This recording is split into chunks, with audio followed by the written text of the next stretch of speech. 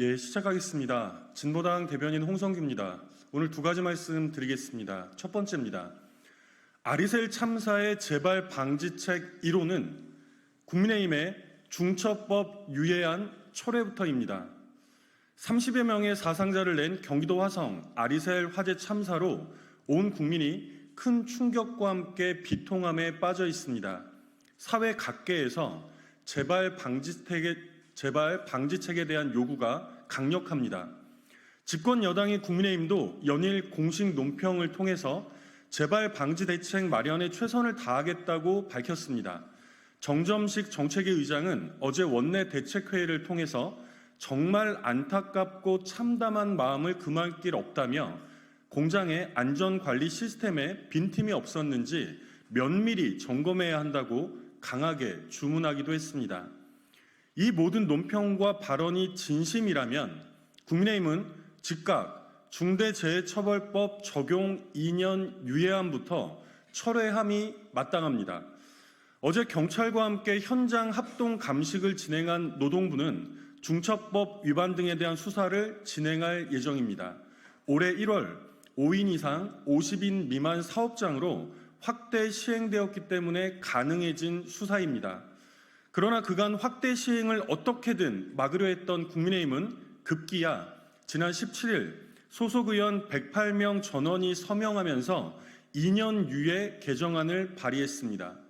추경호 원내대표는 이를 두고 22대 국회 민생법안 패키지 1호라고 대대적으로 자랑하기까지 했습니다. 정말로 기가 막힐 노릇입니다.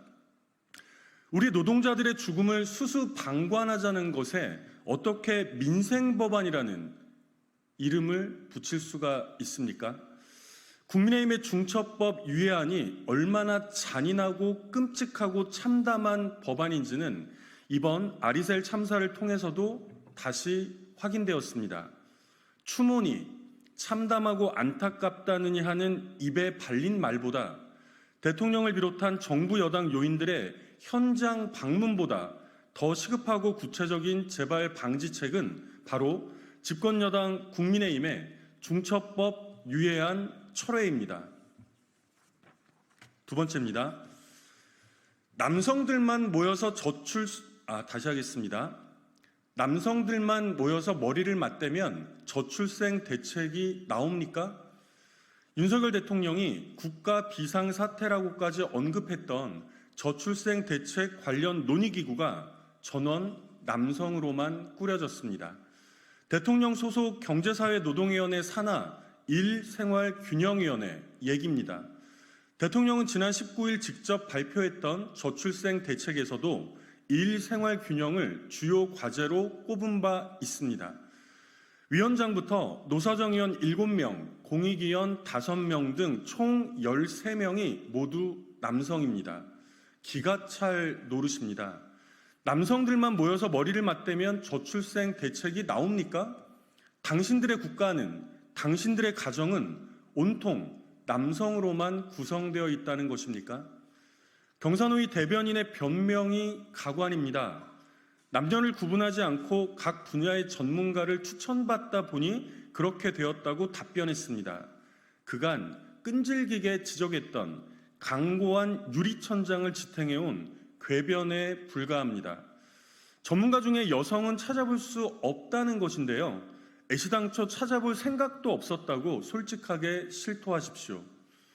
이어서 위원회 논의를 지원하는 담당 전문위원들은 여성들이니 중요한 역할을 할 수 있을 것이라고도 덧붙였습니다.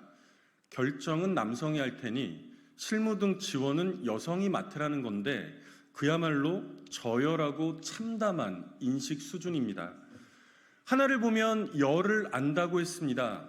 대통령이 아무리 국가 비상사태를 외친들 정부 여당의 인식 수준이 이럴진데 저출생 대책이 과연 가능이나 하겠습니까? 첫 단추부터 다시 제대로 꿰어야 합니다. 이상입니다.